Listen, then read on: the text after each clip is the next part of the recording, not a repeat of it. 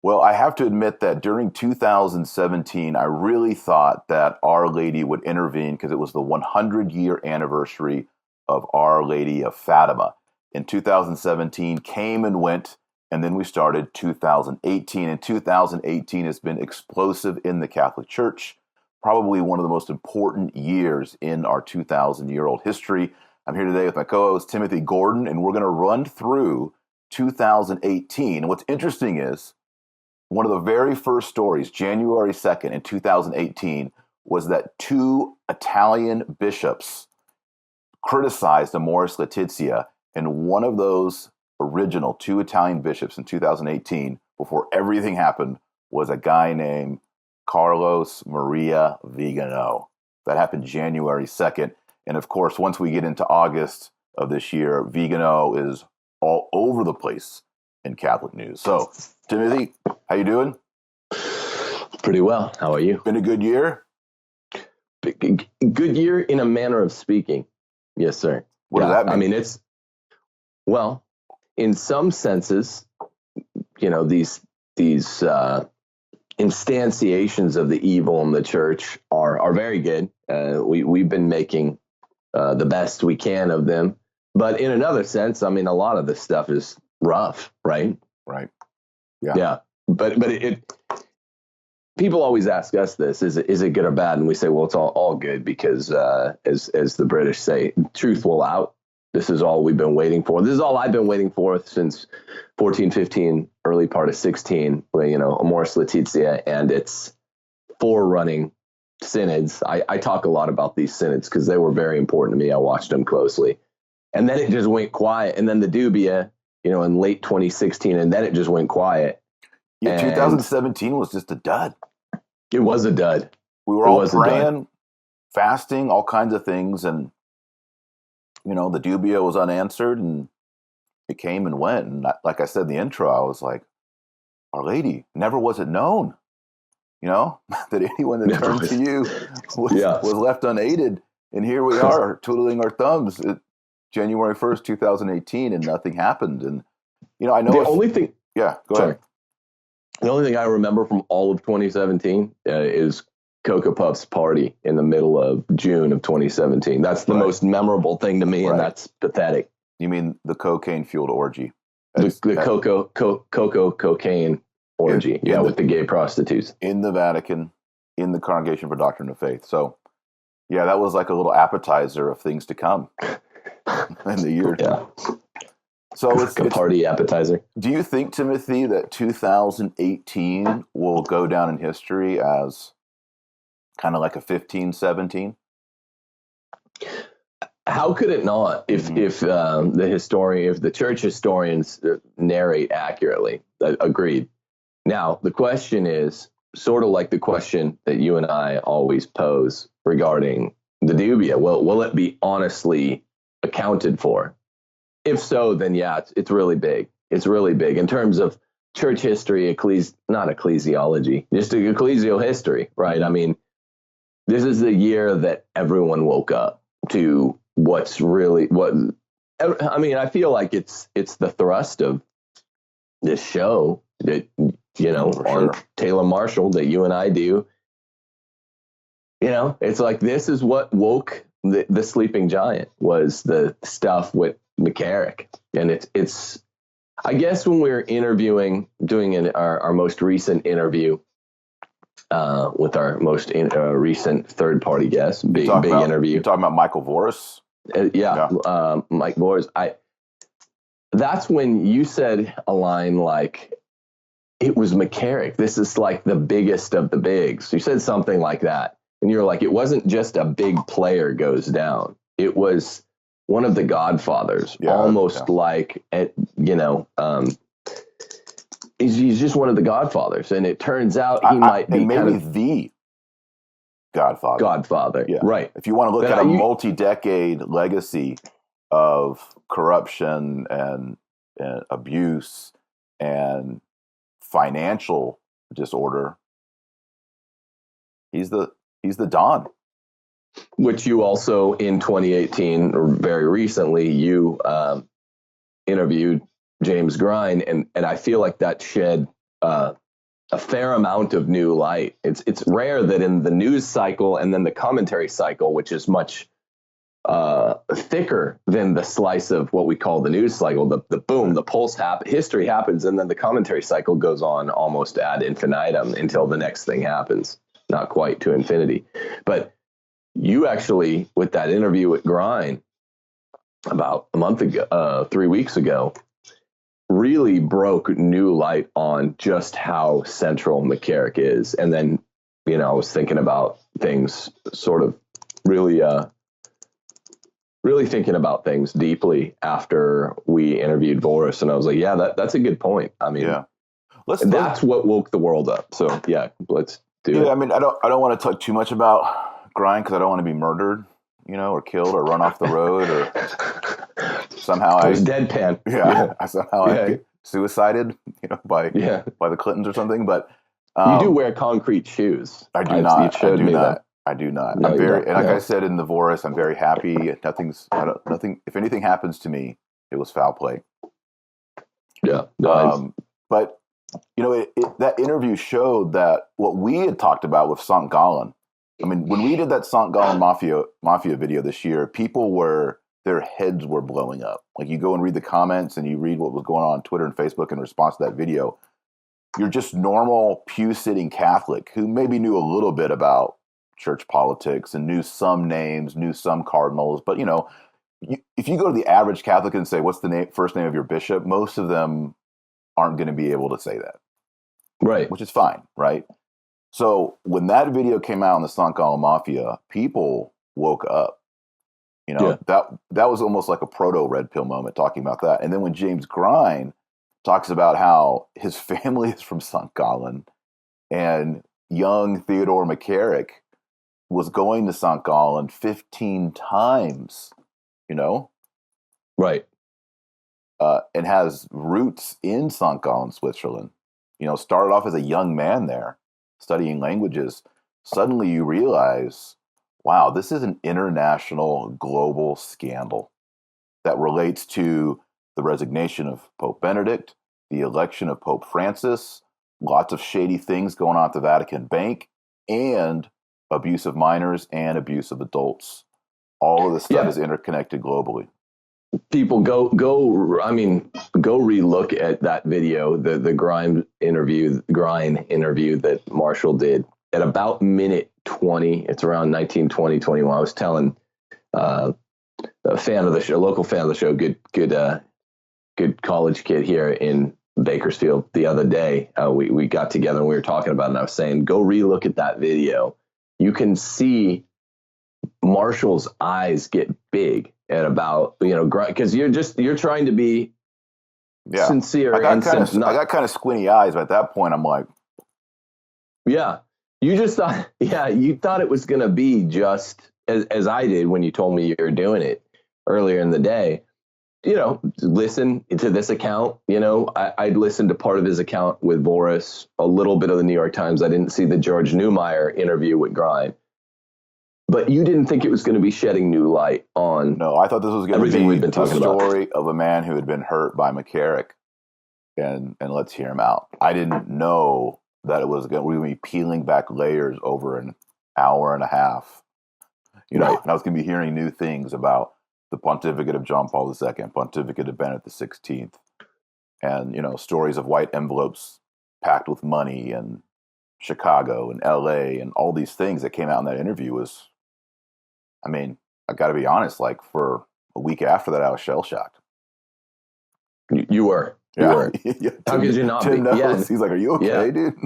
Yeah. You, I mean, so was I. Like, even though I was just like, dude, that's surprising stuff. I mean, this stuff hits, and it's not like, it's sort of reductive and a little bit of a cliche to say, but it's not like reading about it in the proverbial history book. Like, it's happening almost in real time when you're uncovering something that, to bring it back around to your question, will this be a world historical year or a church historical year? Like, yes, when you're trying to keep it in real time, and now the histories do come to light a little bit faster than they used to, right? It's still fresh.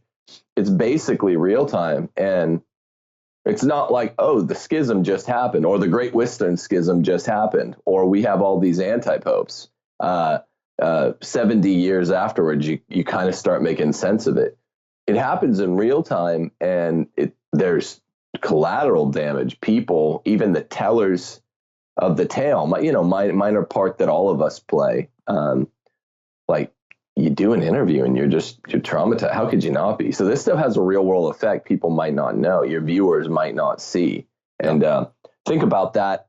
People keep that in mind as you listen to just generally the recent history of the church, year in review 2018. I think it's an important kind of, bear with you. Yeah. Yeah.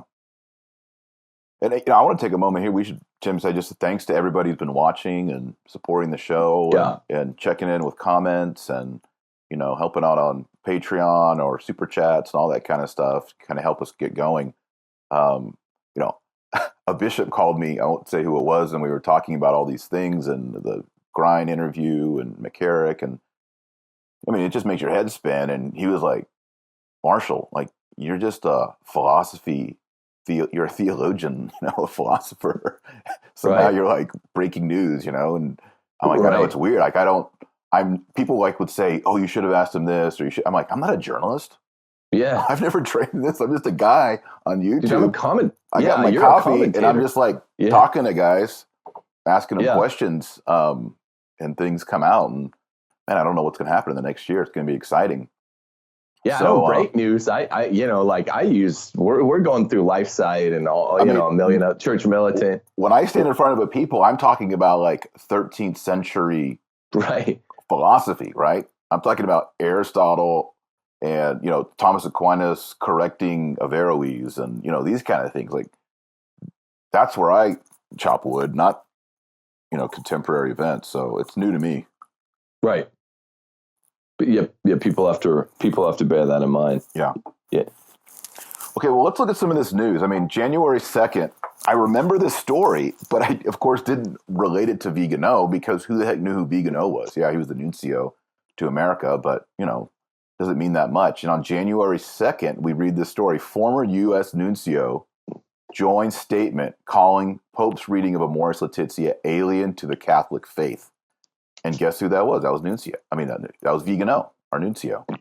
Yeah, it's funny. It's funny. This is another sort of second principle of history, of recent histories. This precise phenomenon where I remember this. I remember sitting at my desk, reading this story. Alien. The word alien to the Catholic faith sticks out. I remember the block letterhead on LifeSite, but. Yeah, I did know that our nuncio had been a guy named Vigano. I know it through a local priest here that I'm friends with. What's up, Father Joe? But I did not know. Oh, look, I have a visitor. Hi, children. Who are these? Mommy's not waking up. No. It's kind of early, isn't it? Hey, guess what? You're on YouTube. You want to say hi to everybody? Hi. Tell her about, did you see Santa yesterday? Was he so nice? Yeah, he's a nice guy. All right. Hi there. I love you, girls. Y'all say hi to everybody.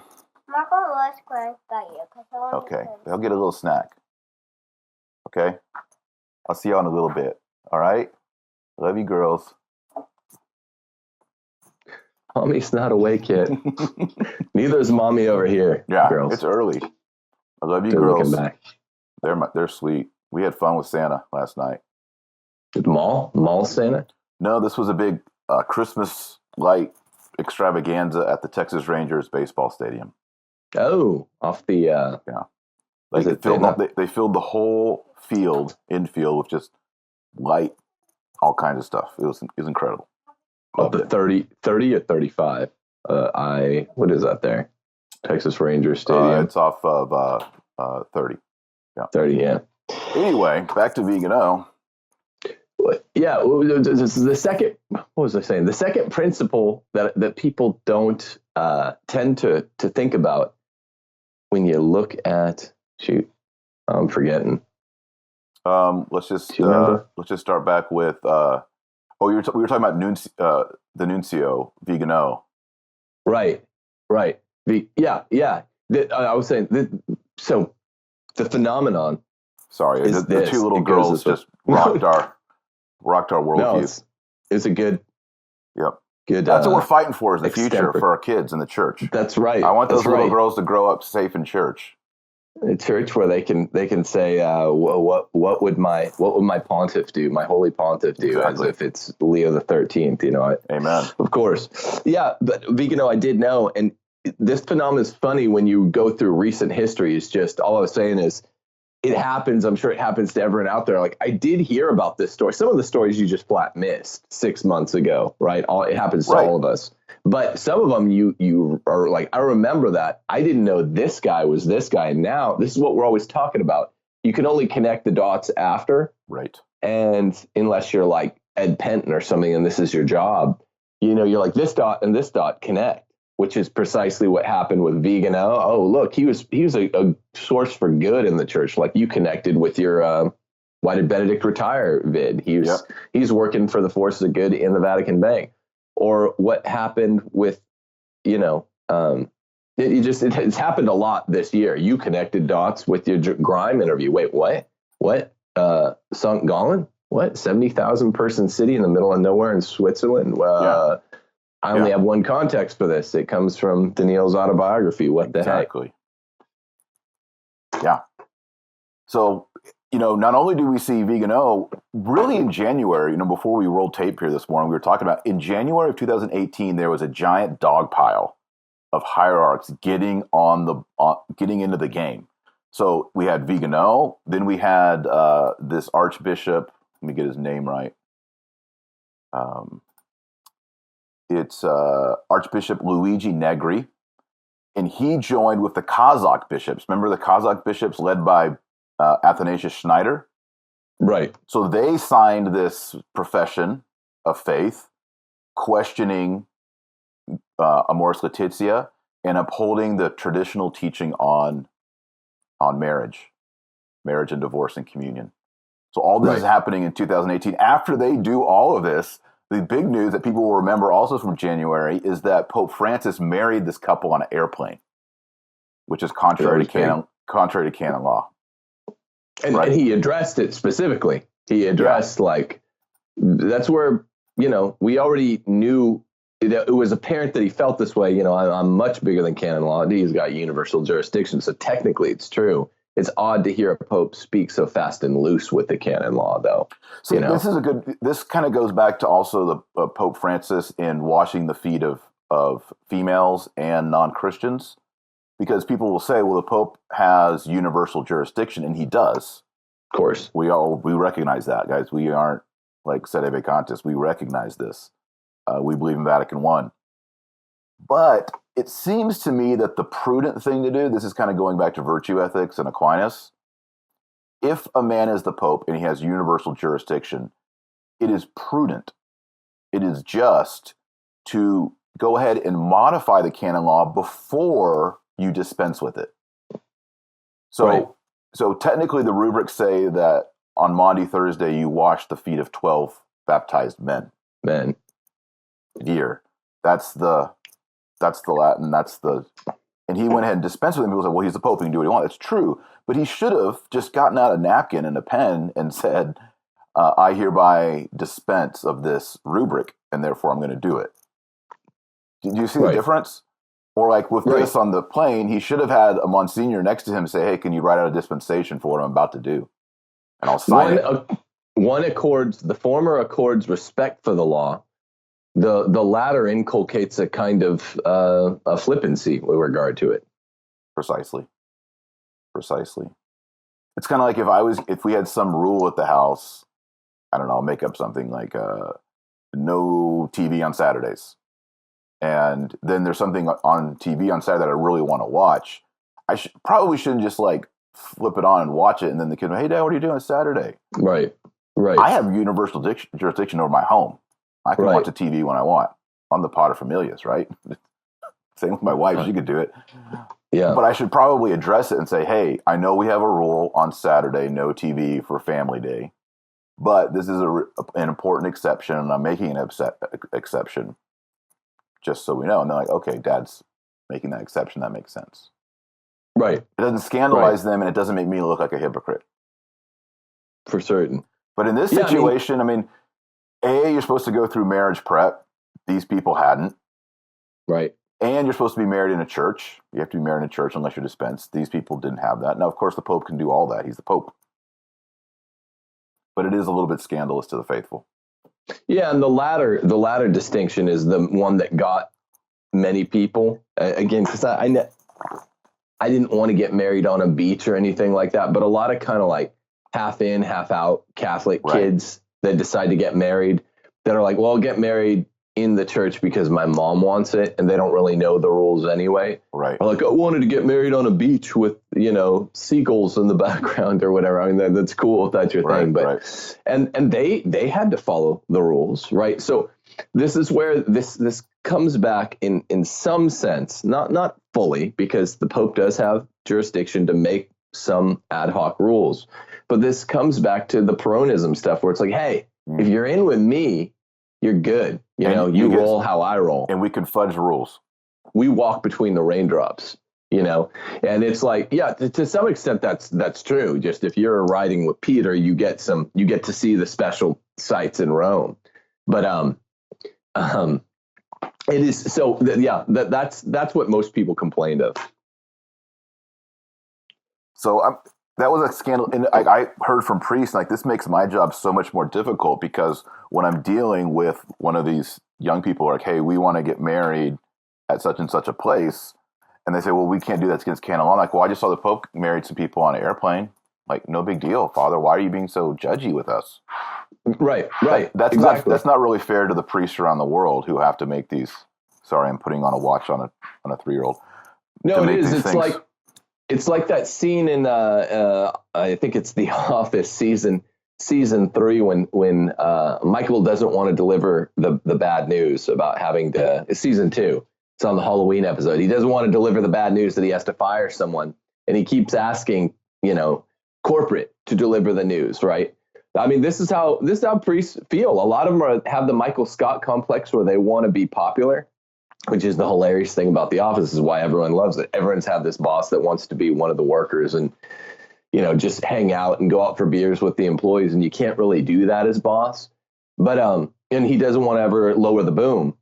Well, that's kind of the sense that we got more and more from Francis. Forget all the really grabby stuff that's been happening really since Amoris Laetitia came out, culminating in the events of the latter half of 2018. But in general, Francis, his general kind of equipoise is, I want to be down with the world. I want to be the nice guy. I want to be the unjudgmental Pope, the one to make the rules. That's funny. Lighter. He's the Michael Scott Pope. He is. Like, hey, I'm cool. I'm with it. Yeah. You can be friends too. And you know how there are some bosses that are scary, and I hate them. I want to hang out with you guys after work. If you're cool, they walk all over you. If you're mean, they hate you. I could hear Pope Francis saying this, like to his like Daniils out on the loggia, like this is how I'm going to fashion my pontificate. Watch the NBC's The Office. So yeah, it's a funny thing, but this is where I heard the most complaints on the marriage thing was people who wanted to get married on the beach. Right. So that's going on in January, and then by February we have. And don't worry, folks, we're going to get to the Summer of Shame. We're just doing a tee up here, right? Got to tee it up. More happened than just that. I think that's the important part of this show is we're saying, hey, look, it's not just all about Vigano and McCarrick. 2018 had some early fireworks that we didn't recognize initially, but now looking back on the year, we see there was this pile on. So by February, we have 10 bishops who have joined with this, what they call the Profession of Immutable Truths about Sacramental Marriage. It was issued on December 31st, so New Year's Eve, and it was made public on January 2nd, as we mentioned already. And so this had 10 signees by the time we get to February. Bishops from all over the world. Right. Initially spearheaded by the bishops in Kazakhstan. Right.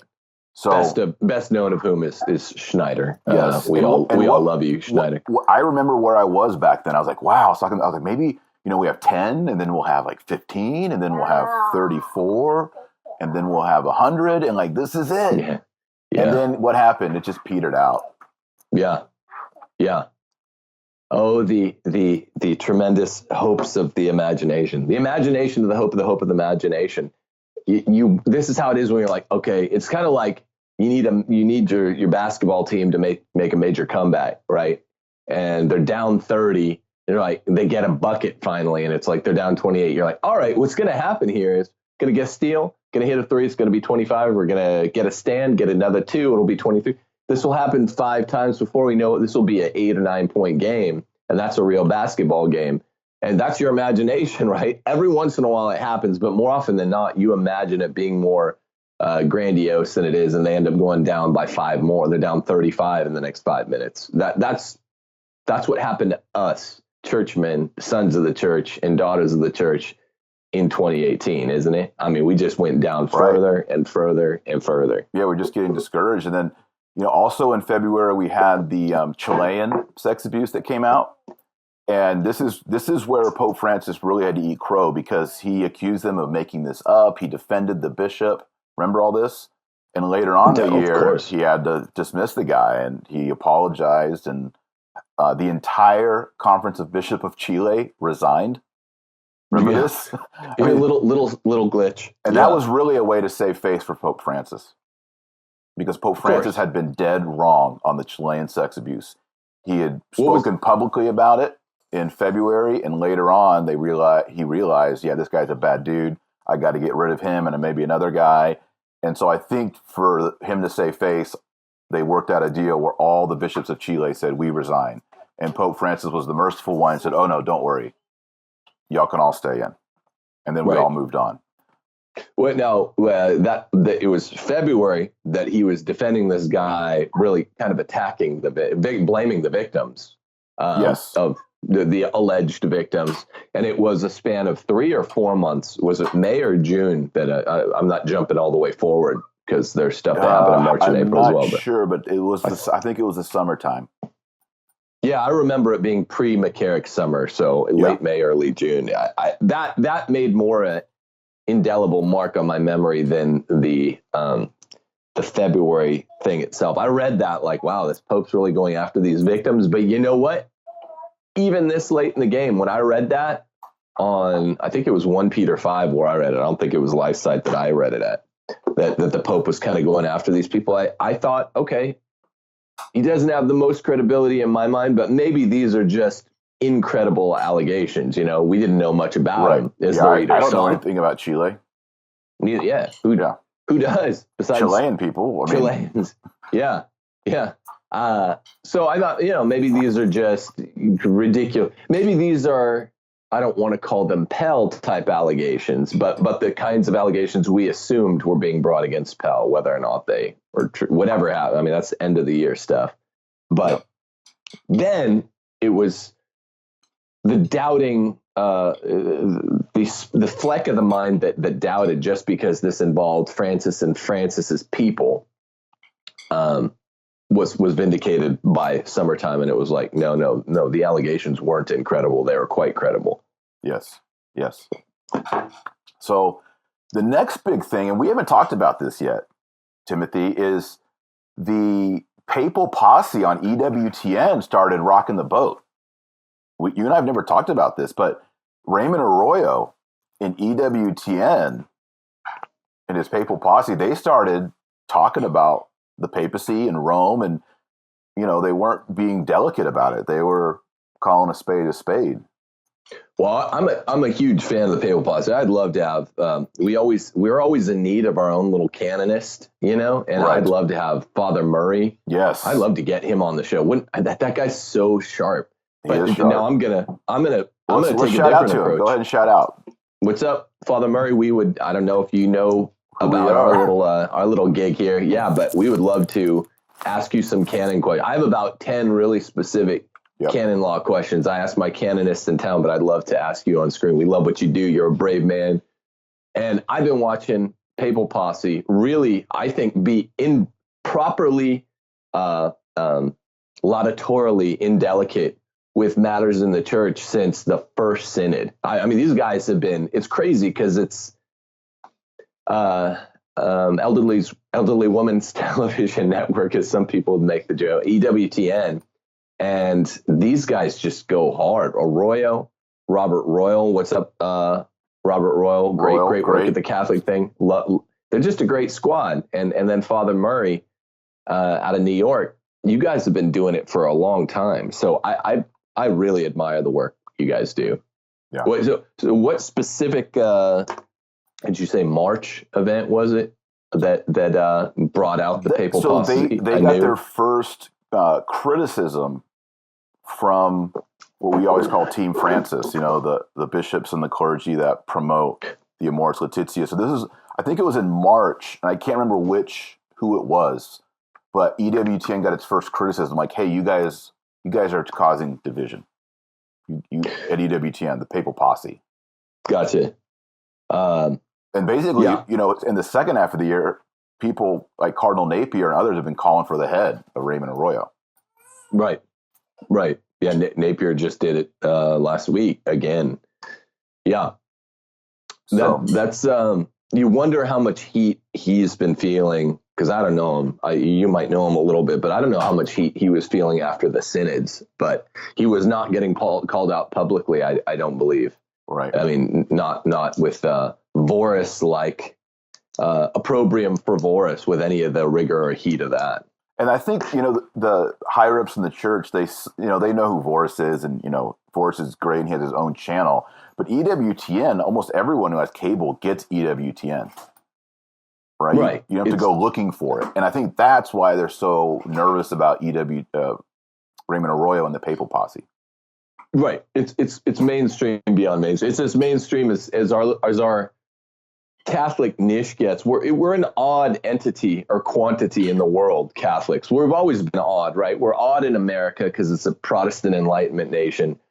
But we're 1.2 or 3 billion strong, not practicing faithful Catholics, obviously. But we're a large presence demographically. But because there are so many unfaithful Catholics, we don't make our presence known. Most of these Catholics don't even count themselves loud or proud. And so we're we're like a little big town, kind of like Bakersfield here in California. We call ourselves a little big town. So the most mainstream Catholic media gets is EWTN, right? Yeah, for sure. So also in this time period, March, we have Cardinal Zen saying, hey, Francis, do not do this China deal. Do not do the China. So we've got that going on. We also have Cardinal Casper say that same-sex unions are analogous to marriage. Right. Cardinal Casper is such a joke. No good. And then this is another big one that I'd forgotten about. In March, remember there was a photo of like the writings of Pope Francis and a letter by Benedict XVI saying, phony letter. Yeah, it was a fake letter. Wow. Hey, go ahead and riff on that. I'm going to work on my daughters here. You riff on the phony letter. Go. So this was this is one of the embarrassments of 2018 that people will probably forget about is it was basically a doctored letter to the people of goodwill in the church. And it's a heck of a thing. It's saying that Benedict was basically saying the writings of Francis are eminent in the church. That and it came to light through two separate events, really two minor separate events, that this had been falsified. What a heck of a thing to happen in the church.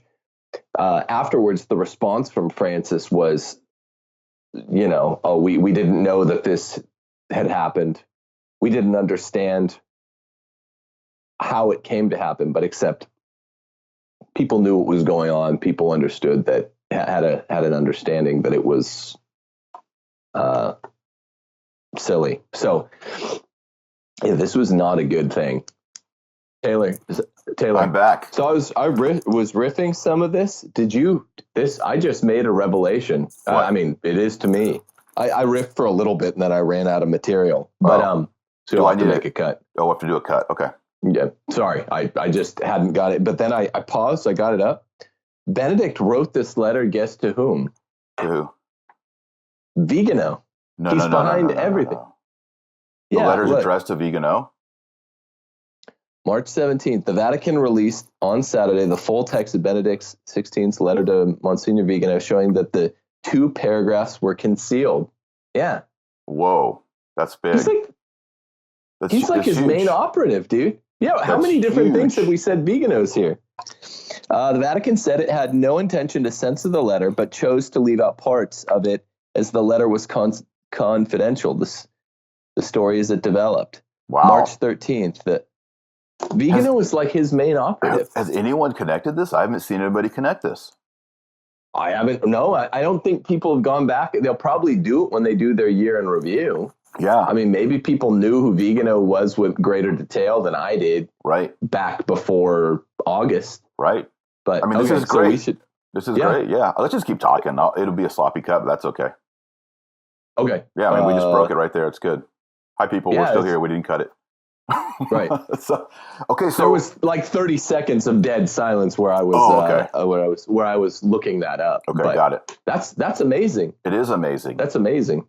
Yeah, I mean, it's just he's got to be his main operative. There's more. The plot thickens the more you look at this. It's just surprising. Because some people said that letter was written. It was a fake letter, but the fact that it's addressed to Vigano from Benedict. I mean, it more and more looks like Vigano is like James Bond, and Pope Benedict. What's James Bond's boss name? I'm blanking out here. Oh, not Moneypenny. That's his secretary. No, what is this? Moneypenny is more like Ganswine. Who's the boss of James Bond? Everybody out there is like screaming at the camera, telling us what it is. Anyway. That's Benedict XVI. I was never a huge Bond guy. You're not a Bond guy. Oh, I do know his boss. I know it well enough to know that. Or think I did. Is it Q is the guy who does all the special he's the tech tools. Yeah, he's the tech dude. Yeah. Man, we just blanked out. Let me switch analogies and we can come back to it. For people out there, and no one in the rest of the world would know. For people out there who have read the amazing and all the letter names. That's right. M. Father Elijah, too, in Michael O'Brien's excellent great novel, which I really here I'm making a personal strong recommendation. I was making this too. I double that. Show. Father Elijah, written in 1997. Prefigures so much of what's happened, not so much with molestation specific, but with intrigue in the Vatican, the way it works. It's when you hear Michael O'Brien tell the story of the way that this was inspired, this novel, he was praying and the way he got it. There's a great interview of him with Father Fessio at Ignatius Press, where it's like, wow, this sounds like it might have been like private, almost like private revelation. I'm not saying it is, but it was prophetic for what would come in the church in 20 years, 2017 was the 20-year anniversary of Father Elijah. It's a masterpiece. I think I've read it 3 times. I think I've read it 3 times. I've read it same in triplicate. And guess what? Vigano kind of feels like Father Elijah, this special operative who is basically JP2. Is the Pope without being named. We understand it to be JP2 was 97. Yeah. And he's got JP2 like qualities. And he's like Polish or Slavic or something. Yeah. He's Eastern Euro. Exactly. So I feel like Vigano is almost like the secret operative of Benedict. And that's a cool thing, but people should really go read that book. He's everywhere. I mean, how many times have we said this now? I was like, oh, that was Vigano too. Oh, Vigano was the guy on, go watch Marshall's video on why did Benedict retire? He's the bank. He's the Vatican bank. He's working over the Vatican bank to clean it up. It's so some more is going on here than we know. We already know that. We know that we don't know to have the, we have the Socratic irony, but even more than we thought is going on that we didn't know is going on. Yeah. It's funny you mentioned Father Elijah. You and I were talking the other day because things in the church are so complicated and scary, and like you listen to the James Grind video and all, you realize like, and Vigano's in hiding, you realize like we're talking about millions and billions of dollars. We're talking about people who do get murdered and killed in the Catholic Church. Like, we're not making this up. We're not being sensational. This is real, folks. Listen, if you're dealing with billion-dollar accounts, which is what the Vatican is, tens to hundreds of millions of dollars, there are shady people involved in this. They may not wear a cardinal's cap, but the two people that went down, the only two named culprits that ever went down for what happened in 2012 in Banco Ambrosiano were P2, Carbonieri, basically Italian Masons, the same lodge in Italy, in central Italy, that authored the Alta Vendita from over 100 years ago, 150 years ago. That, I mean, again, we're just connecting dots as we find it. But so this is not made up stuff. And like you said, the thing with O'Brien is, and also we talked about Malachi Martin. We're like, it's actually, those guys are pretty smart in that they wrote fiction to tell the world what's going on in the Vatican. Because if you just sit down and write flashcards, or index cards of everything going on and then publish it as fact, like, you could get killed. We're now seeing that. Right. And so Malachi Martin puts it into fiction. O'Brien knew some of these things as well. You read O'Brien, like, whoa. How did O'Brien know? So we know.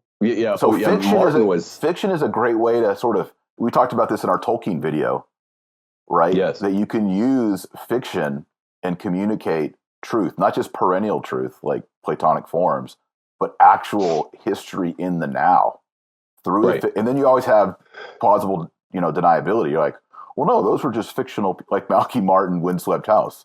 Well, no, I wasn't. I wasn't talking about the Cardinal Archbishop of Chicago, but I was. Right. Yeah. Faction, he called it. So, faction, fiction. So anyway, I want to make a commercial here. I just got this. I don't know if you saw this. This is my book, Sword and Serpent in Croatian. Can you see it? Oh, sweet. Yeah, I even like it. Looks like I'm totally pumped. They changed the name a little bit. They put, I don't know how to say in Croatian, Jurian, which is George, right? And then right here in Croatian, I had to look it up, Google Translate, thank you. It says sword and dragon. I mean, the original one this is the English. That's beautiful. Sword. Yeah, it's nice, even cooler in Croatian. Yeah, I think it is. Like, look at this, dude. It's just really, it's super well done. Wow. Yeah, it's really nice. So you don't sign off on it? You just get a box of books and you don't know the details on how it'll look? Well, I have the Spanish. I don't have the Spanish here. This is the English, right? I know what this is. The Spanish, I've been told by people who've read it, is excellent. They love, and people who've read the English and the Spanish say the Spanish is an excellent translation. It was done in Spain, in Madrid, with a really prominent press. And then people in Croatia were like, hey, can we do it too? And I was like, as long as it's done by someone who's good, because I don't know any Croatian. Right. So I'm hoping. And then there's also there's a Slovenian version in the mix. I don't know anything about Slovenian. Anyway, I don't know anything about translated, but I mean, what a hot shot. You got translated into how many languages? Look at that beautiful cover. But I do like, it's impressive in the Croatian. It is. It looks great. Anyway, if you want some fiction, historical fiction, that's my version. And you live in Croatia. And to just go ahead and endorse this book, so many people, this is one of the most popular things I've heard, have said, I haven't read a book with Catholic themes as good as this since Father Elijah by Michael O'Brien. That's awesome. So if I can share a torch with him, I'm a happy man. That's awesome. To be fully honest, because I haven't read your work yet. I told you I haven't read your fiction. I'll read it this summer. I've read some of your nonfiction. There is a Father Elijah sequel. We don't have to talk about it long, but called Elijah in Jerusalem. I think I'm in the majority. I love Father Elijah, one of my favorite novels of all time. I was underwhelmed by the sequel. Did you read the sequel? I did, and I can't remember if I finished it because I was of the same way. I was like, man, this has not hit me like the first book. It didn't hit anyone that I know. I think that I did read the whole book. thing, but I do remember it was just like, next time I'd rather just read Father Elijah again. Because I love Father Elijah. I've read it many times. It's a sequel where you're like, I'm not getting it. Anyway, but I mean, everyone go buy, I want to endorse that because it's so great. It is, Father Elijah's great. Marshall's book too. And if you speak Croatian, you know who's Croatian is Cardinal Cupich. Maybe I should send Cardinal Cupich a signed copy. You should. Of the Croatian version. Say, hey, I got this translated just for you to honor your Croatian background. You think? Yeah, you're the one Croatian that I really had in mind that needed to read this. Do you think he would write me a thank you note if I did that? Cardinal Cupich? I think he would. Penned in blood, maybe? Yeah. Cardinal Cupich. Anyone who's related to Cardinal Cupich gets a free Croatian copy. I'm going to go ahead and say that. Just contact me for the Cupich family. All right, another big deal that happened in March was we found out about the Dictator Pope author. Remember? And he got suspended from the Knights of Malta. Yep. Yeah. Yep. That was big. That was very big. This was right around my birthday. I remember when this happened. I think was your birthday weekend. Mid-March, March 14th. Oh, March 29th. March 29th. We should party together in March. Oh, yeah, we should. Yeah. Keeping it real. I didn't know you're a March guy. Yeah. That's why we agree on almost everything, I think. That's right. That's got to be it. Everyone who was born in March has to agree with us. Yep. Yeah, I remember feeling like that was a birthday gift. If you look at the date, I think that broke right before my birthday because I was like, this is an interesting birthday weekend story. I think, anyway, it doesn't matter, but that was interesting. It was. And in April, we talked about this recently, I can't remember which video, where the interview with Scalfari, where the Pope says there is no hell. And of course, Scalfari doesn't take notes. We've covered this before. What video did we talk about the Scalfari? Oh, it was on the death penalty video we did. A few. Yeah, we talked about it in death penalty. We also talked about Scalfari. Yeah. I think he's done 4 pontifical interviews. We talked about that earlier than that as well. I forget which one. This is the one where allegedly Pope Francis says souls are not punished. Those who repent obtain God's forgiveness and go among the ranks of those who contemplate him. But those who do not repent and cannot be forgiven disappear. Forever. He says, there is no hell. There is the disappearance of sinful souls. And my argument was, this is basically Pope Francis saying that God has capital punishment in the afterlife. He just that was a good point. He snuffs you out.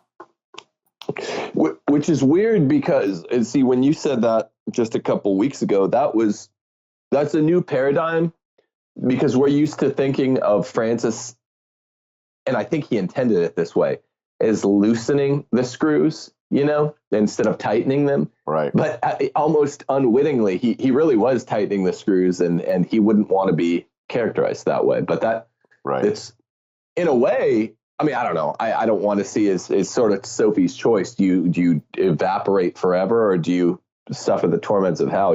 Probably the people in hell are like, I'd rather just evaporate. I'm guessing, but it's loosening it, I guess, ontologically speaking. We ran out of time last time, but I just want people to know the reason why it's called annihilationism, that God annihilates the souls of the wicked. Right. So they say hell is not eternal suffering, it's just eternal disappearance.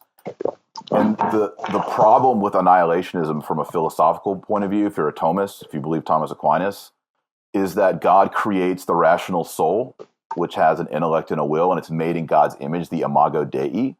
So that's why when your dog dies, the soul does disappear. Sorry, folks who think all dogs go to heaven, they don't. But they can be remade in recreation. The memory can no be hate mail. Yeah. We're gonna get, and the memory of your pet can be instantiated in heaven and bring joy to you. Like you would fully appreciate and see Fido in the beatific vision. So you're fully loving Fido. It's just that Fido doesn't have an ontological, metaphysical soul floating in heaven. And he's not going to get the resurrection of the body. But humans do have the imago Dei, the image of God. And because of that, we do participate in the divine by having an intellect. Our active intellect participates in the divine intellect. And because of that, Right. God will not destroy the soul of a human because it's in the image of God. Right.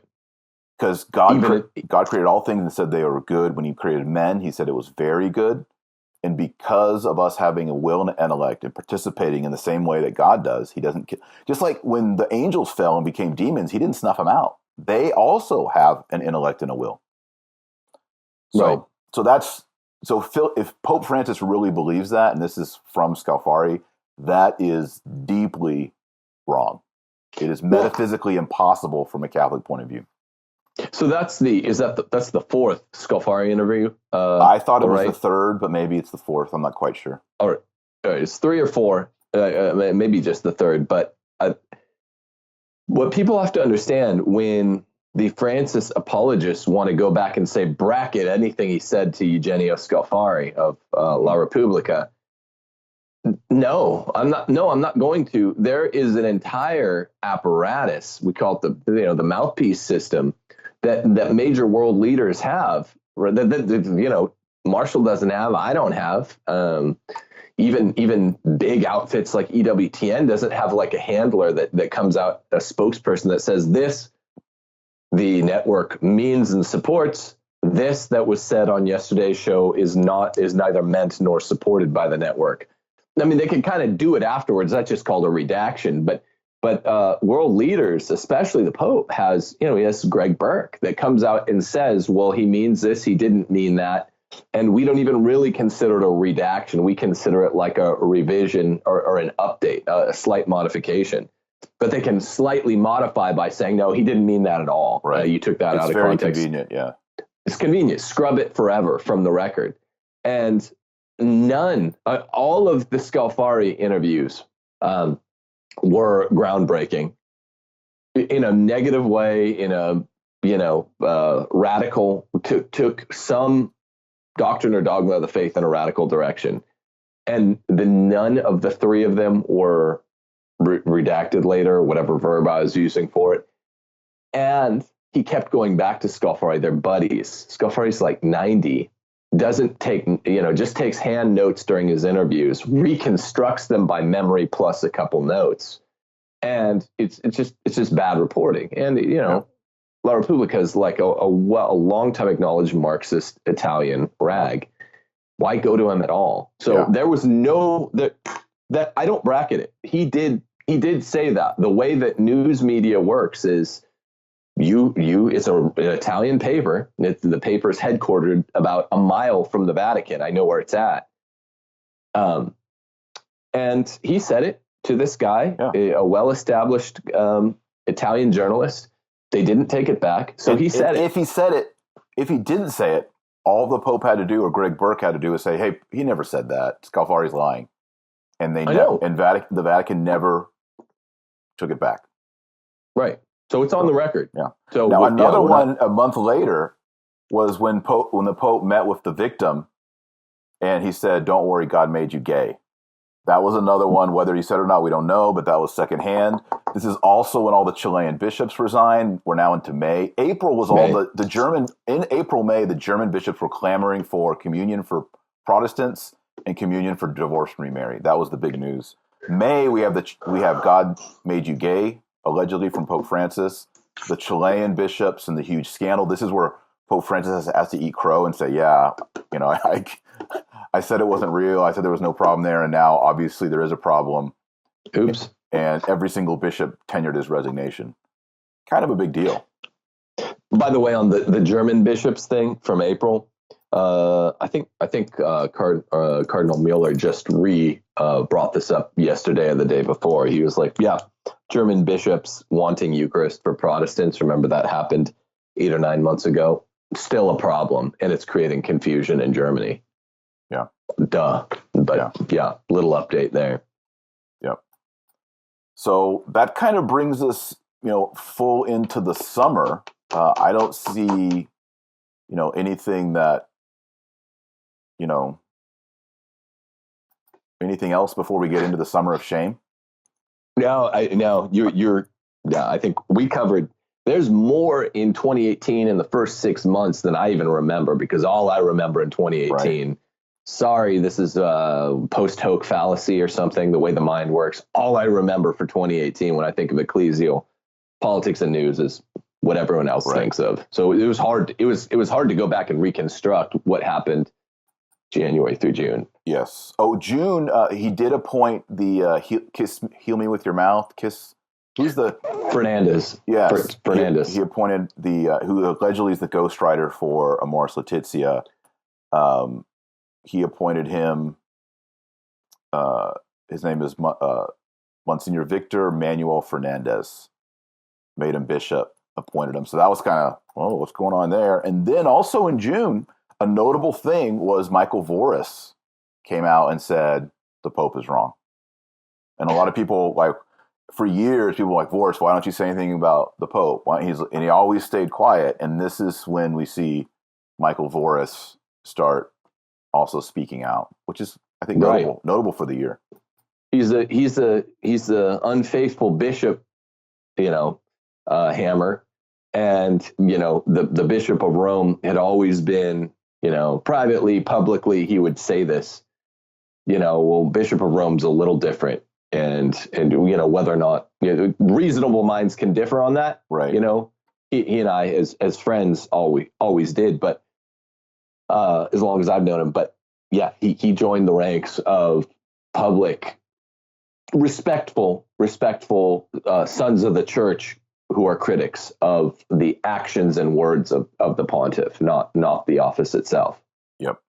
We should always say that, because all of us live in one diocese or another, and right. Some of us have special tasks for them. So yes. Yeah, that's right. That was June. Well, that was late June, right? After Voris? No, Voris did it. No, Voris did it earlier June. Before McCarrick? That's what I'm seeing here. Yep. Oh, okay. Yeah. And then McCarrick happens at the end of June. June 28th, McCarrick was first removed from public ministry.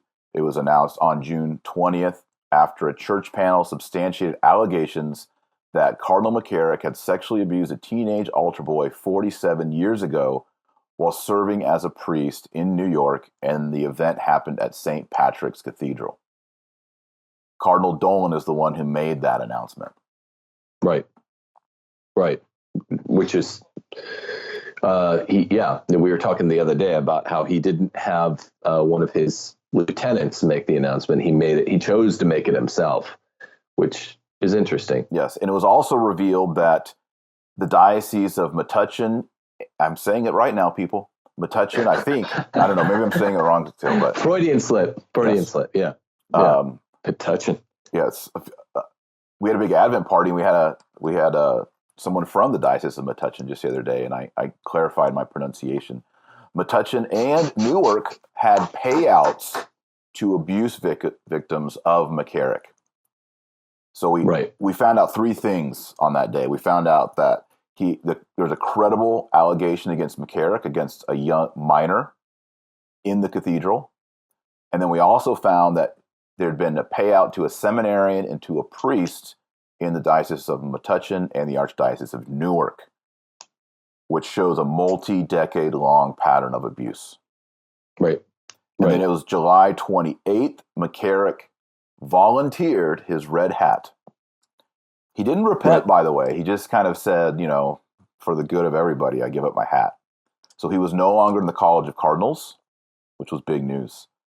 And that was in July of 28, July 28th of 18. So this was just a month of newspaper reports, news, everybody going nuts. Let me clarify. It was a month, that first month after the McCarrick news broke, it was a full 24/7 news cycle by the secular news of schizophrenia.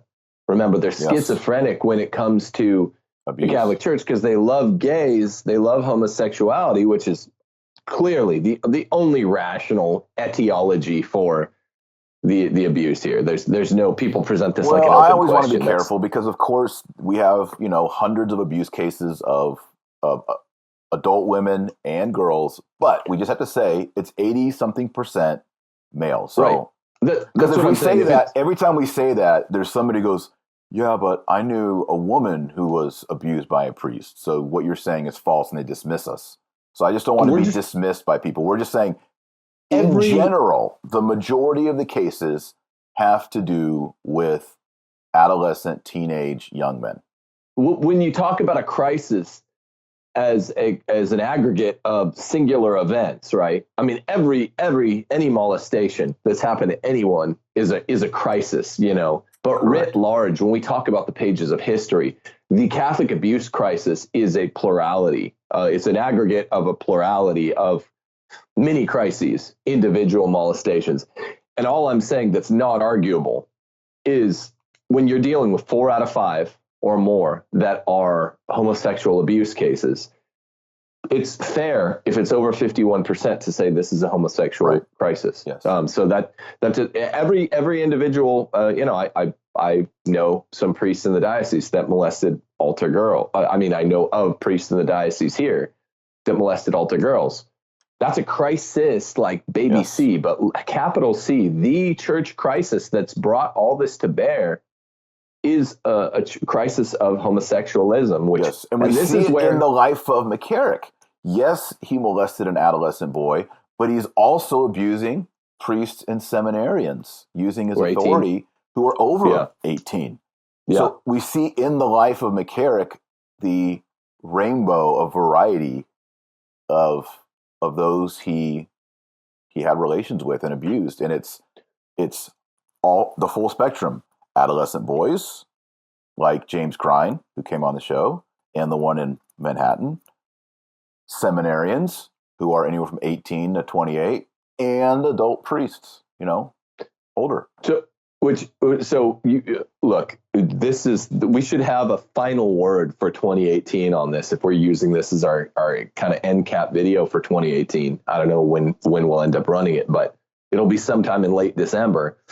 And anything other than saying the crisis, the aggregate of pluralities of these molestations in the church is the crisis of homosexualism in the clergy is pure, and you can quote me, people, pure sophistry, right? Pure sophistry, because even DSM-5, secular psychology, identifies a black letter distinction between molestation of a post-pubescent is sex specific, right? Molestation of a prepubescent is non-sex specific. Like boom, and I don't look to DSM-5 for wisdom, but that's using the playbook of the secularists, the playbook of the sociologists, right? Using reductionistic, deterministic, secular psychology, using it against them. So it's an admission by a party opponent. DSM-5 says we're not talking minor or whatever the legal distinction is. We're talking an ontological distinction.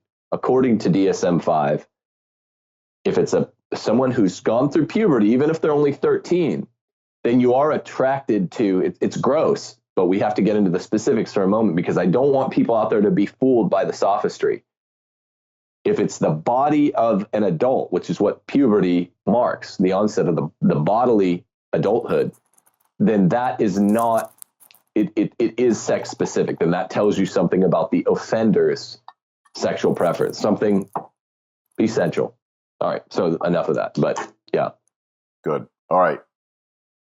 Well, we have the whole summer of shame to run down here in just a few minutes. It's okay. The good thing is we've already done, 30, 40 hours. So only 30 or 40? If you want to go and get us in detail on every single one of the bullets I'm going to say here, the good news is on this channel there is a video talking about it. So there's 90 minutes on each one bullet point. We've done hour to hour and a half shows on almost every single one of these bullet points. So they're all from here on out. Yeah, they're all on the playlist. They're on the playlist. So that was July 28th. August 14th, just as the news was dying down, Pennsylvania grand jury report comes out. And the big news was Cardinal Wuerl of D.C., McCarrick's successor, was named more than 200 times. Right. And Wuerl and Francis refer to his mistakes in handling some of these things. The school named after McCarrick stripped his name of it. People were calling for the resignation of, did I say McCarrick? I meant Wuerl. The school named after Wuerl. They stripped Donald Wuerl's name off of it. People were calling for the resignation of Donald Wuerl, and really he skated through the rest of 2018, and he did end up resigning, but with a letter of exoneration from the Pope, and he's kept his red hat. So, I had a quick interjection. I had written Raymond Arroyo a personal letter. It was a plea to rename his show World Over to Wuerl Over, and I redacted it after this happened. That didn't really happen. I'm lying. Just a cheesy joke. Okay. Yeah. Right. The Wuerl Over. The Wuerl Over. I mean, that whole time it was everything was Wuerl. Everything was Wuerl. Then the next week, August 22nd to 26th, was the World Meeting of Families in Ireland. Right. And James Martin gave a talk. Cardinal Madriaga, probably said it wrong. He gave a talk. Madriaga, yeah. Cardinal Farrell gave a talk. Your bishop. Cupich gave a talk. Right. And then Bishop Barron gave a talk. And the attendance wasn't great. It was kind of a dud. In fact, the Irish bishops lost a lot of money on it. And they had to have a special collection saying, hey, we lost money on this Pope trip. I remember. We need to get this back. But it was when the Pope was on his way home from that event, while he was on the airplane, Archbishop Vigano dropped Vigano, what we call the Epistle of Vigano, the first Epistle of Vigano, in which he just 11 pages of detail.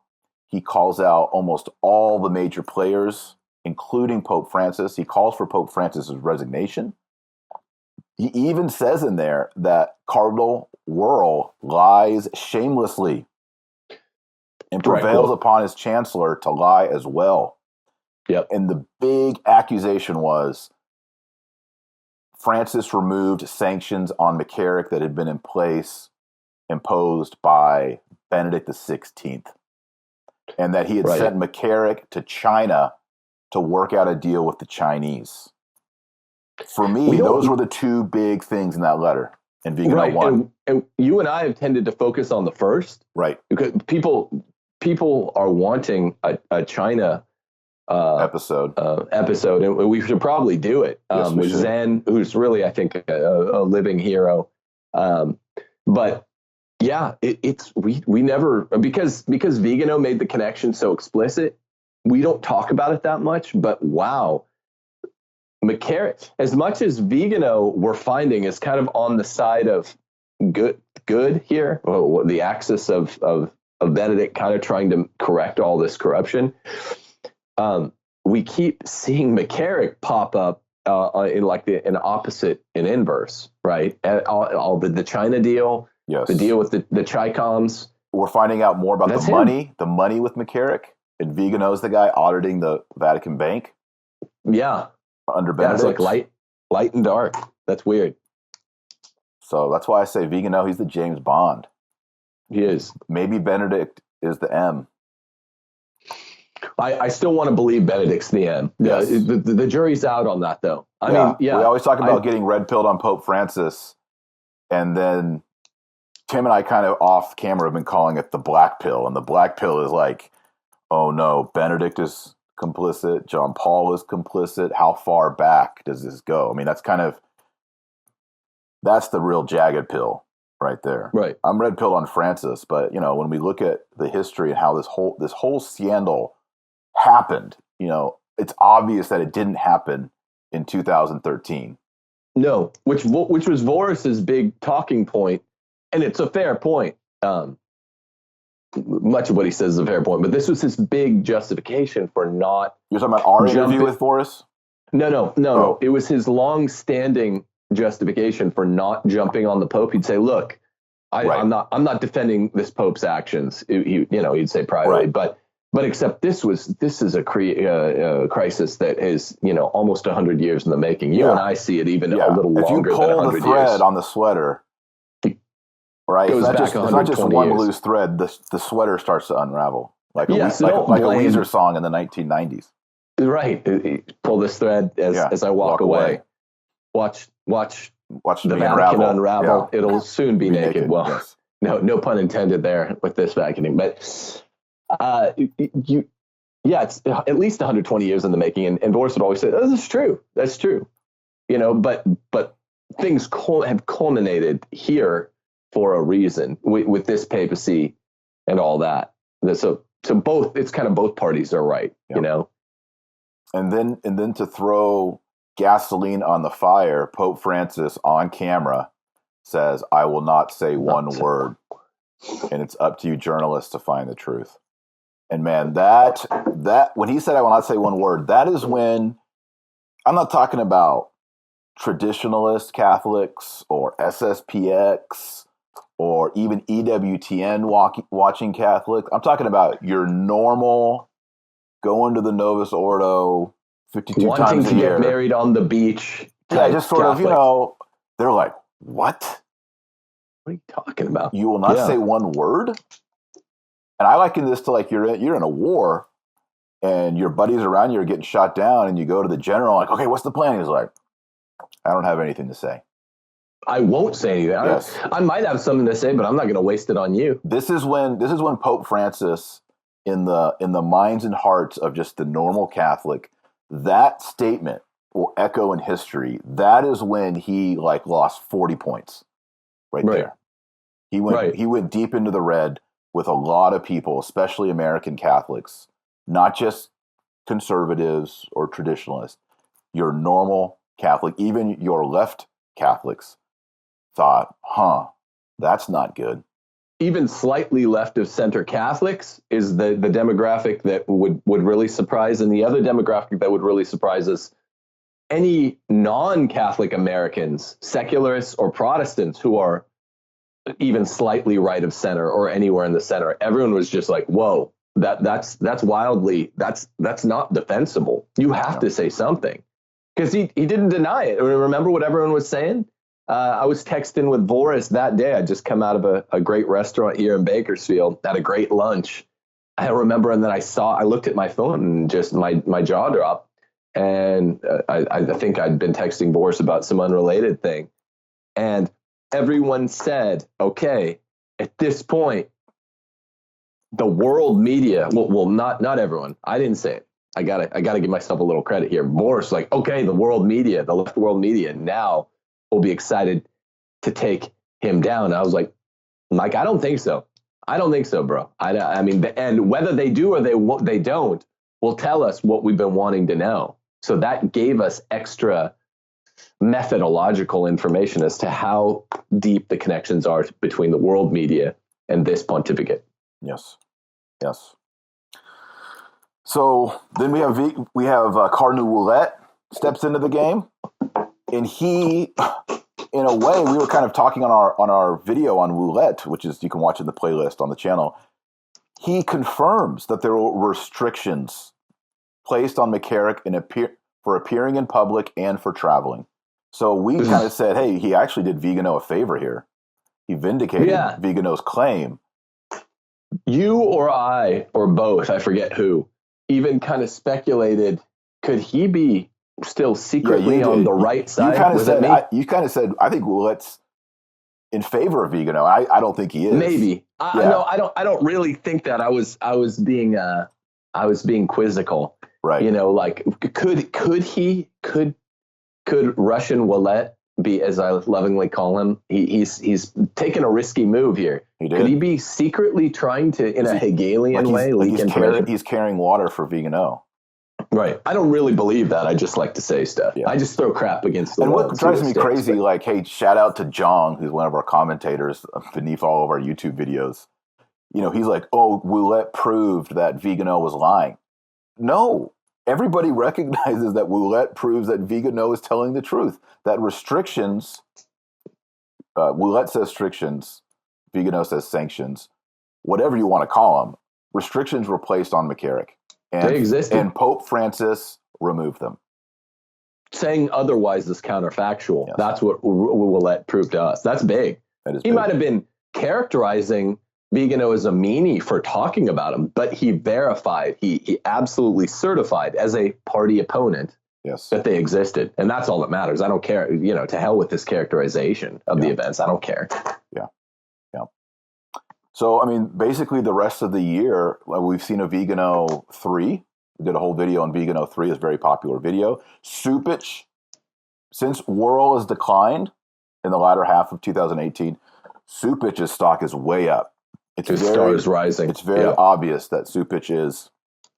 I'm going to make one prediction for 2019, and that is that Cupich will be transferred to Rome. He either will be appointed to the C9, the council to the super cardinals, or and basically be a titular Archbishop of Chicago, but do most of his work in Rome, or he will be officially transferred out of the Archdiocese of Chicago and placed in Rome. And the reason I think he'll be actually transferred is because there's so much scum and dirt in Chicago. And the Illinois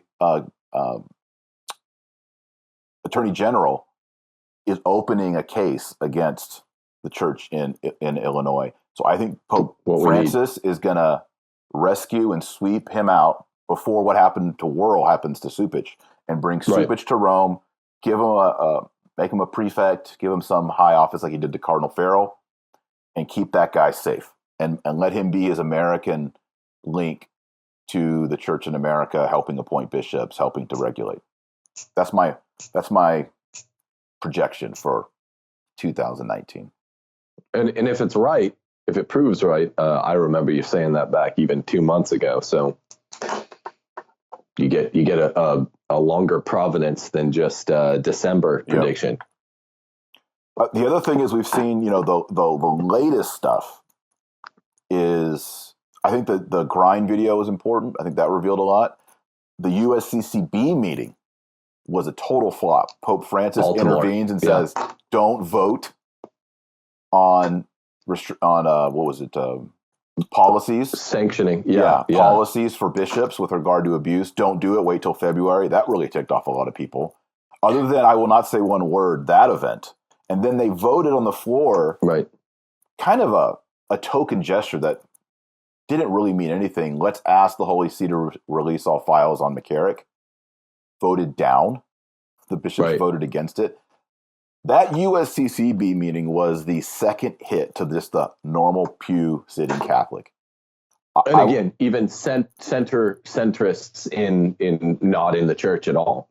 Not even a little in the church. Just average American centrists are like, I heard, a lot of secular papers covered this, that the Pope is really playing this down more even months afterward. He's not even cleaning up shop a couple months afterwards with the luxury of retrospection. Right.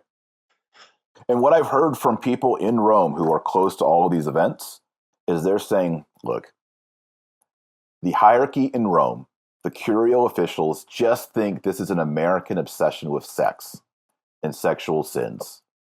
And they drink their sambuca and they say, ha ha, and they think it's going to go away. It's not. 2019 is going to be a dumpster fire. That's my other projection. Because a bunch of bishops are going to go down. Cardinal Pell just went down.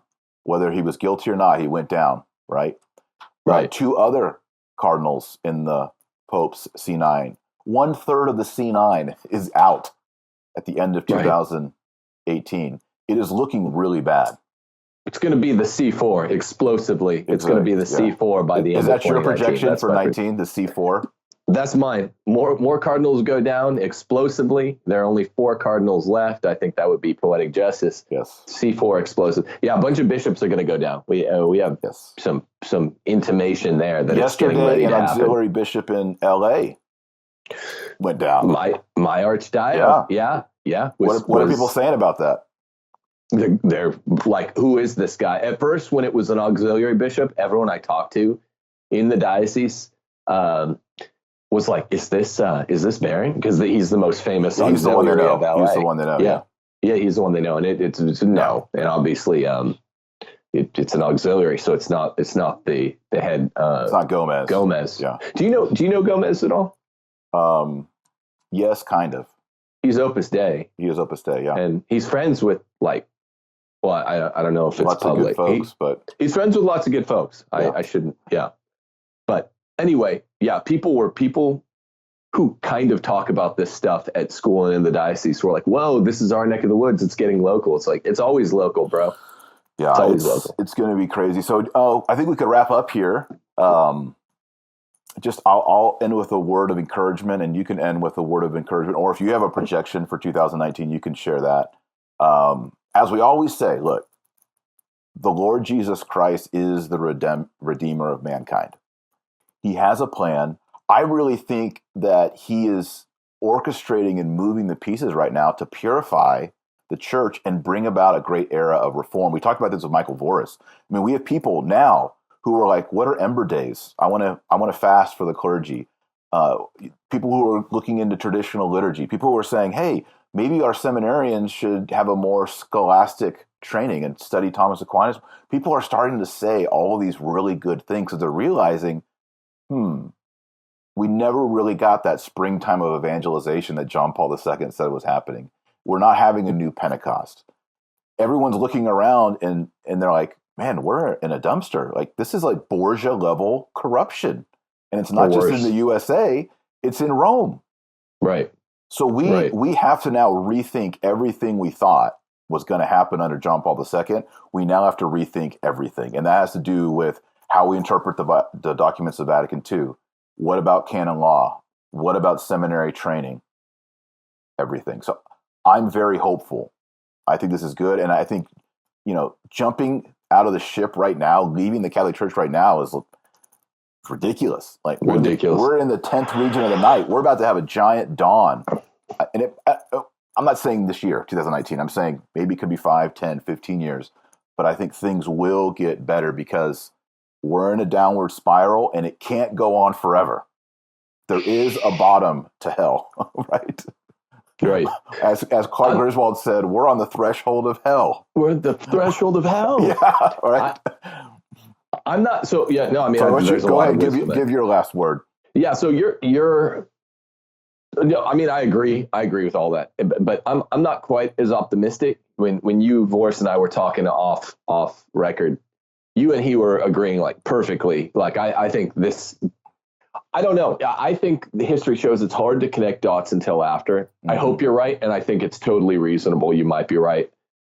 I'm hedging my bets. It could rain tomorrow unless it doesn't. That's kind of a dumb way of putting it. But I just want to say, even if the free fall continues and we haven't hit bottom yet, the bottom of the well, still your lead-in comment is really what governs. God is sovereign.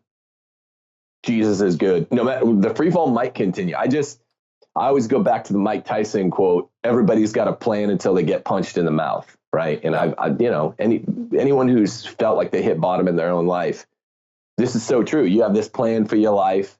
We have this plan in the bosom of the church for the life of the church. And we think, oh, we're going to have a new evangelization and we're going to bring the new Pentecost and all that. I mean, that was never my plan, but that was the guys in the 70s.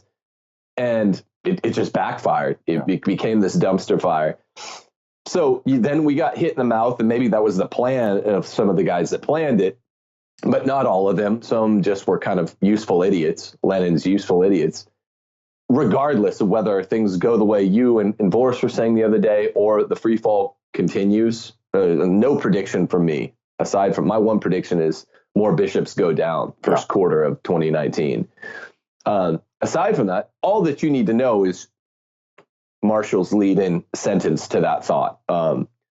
God's sovereign. Stay with the church no matter what, even if we stay in the 10th region of the night, the darkest part of the night, for decades to come. Like, who cares? Look at Israelite history. Right. So it might last the rest of our lives. Maybe it won't. There is reason to believe, adduced by you, Voris, even Skojek at 1 Peter 5 is now sounding a little more optimistic. There is reason to believe it might come to an end, but if it doesn't, history takes funny bounces. History is a lopsided ball, right? It takes funny bounces. So even if it's bad, where else would we go, Lord? Peter's words. That's right. What people need to know. There's nowhere else to go. It's still the truth. Nowhere else to go. We still have the deposit. Amen to that. Says I. Amen to that. Okay, so A happy new year to everyone.